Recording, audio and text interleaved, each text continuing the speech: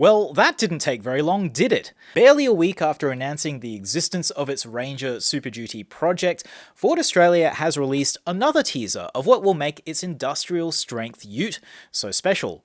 And here it is.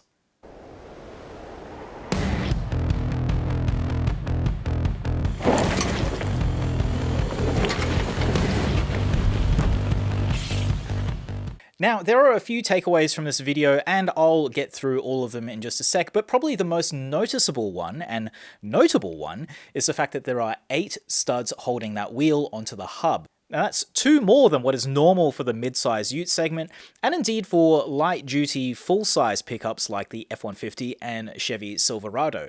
But why 8 studs?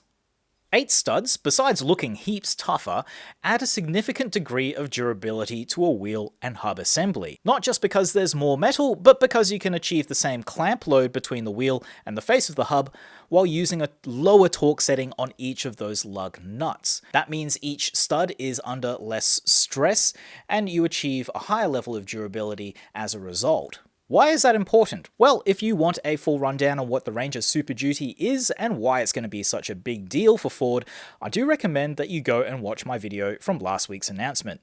I'll put a link on the screen and in the description. However, for a quick recap, the Ranger Super Duty is going to be a commercial, fleet-focused utility that's going to have some pretty gigantic numbers behind it. We're talking a gross vehicle mass of 4,500 kilos, which is the heaviest that you can drive on a regular car license in Australia, as well as a maximum tow rating of 4,500 kilos and an absolutely mega 8-ton GCM, or gross combination mass. With numbers like that, you can see why having 8 studs is going to be pretty important. Now, Ford has actually detailed where these hubs are going to be coming from. They're going to be donated by the F-250 Super Duty. That means they're proven components with a solid reputation for durability behind them. That also means that any of you hoping the Ranger would get some fat dualies on the back are going to be disappointed. The F-250 does not have the ability to mount a dual-wheel rear axle. And speaking of axles, we can probably safely assume that the Ranger Super Duty will make use of a complete F-250 Super Duty rear axle assembly. We already know that the roided up Ranger is going to have a wider track than normal, and the track width on an F-250 Super Duty measures 67.2 inches or 170.6 centimeters, which is just 4mm narrower than a Ranger Raptor. Given the Thai factories that will build the Super Duty physically cannot take anything wider than a Raptor down their production line, these numbers make sense. Why not a Raptor rear end?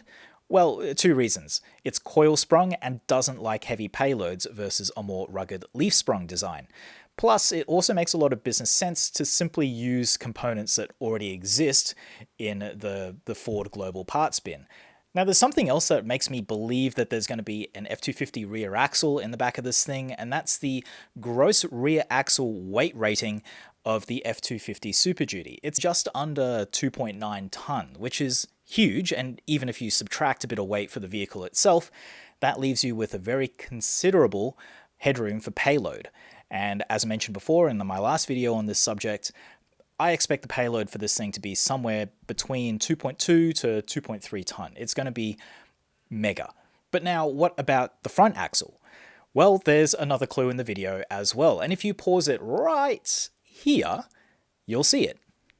That's an aluminium lower control arm, and the only model that uses such a thing is the Raptor. Everything else in the Ranger and Everest range uses steel.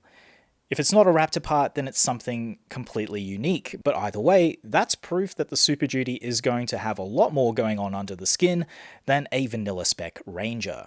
Ford also confirmed that the Super Duty will roll on 33-inch tyres mounted on 18-inch steel wheels, and pausing the video also reveals that those tyres will be general grabber all-terrains. Not bad for heading off-road. But there's something else about the Super Duty project that I don't think has gotten quite as much attention as it deserves. This vehicle will be a global product. Ford's previous press release said the Ranger Super Duty will be built in Thailand for sale in markets around the world.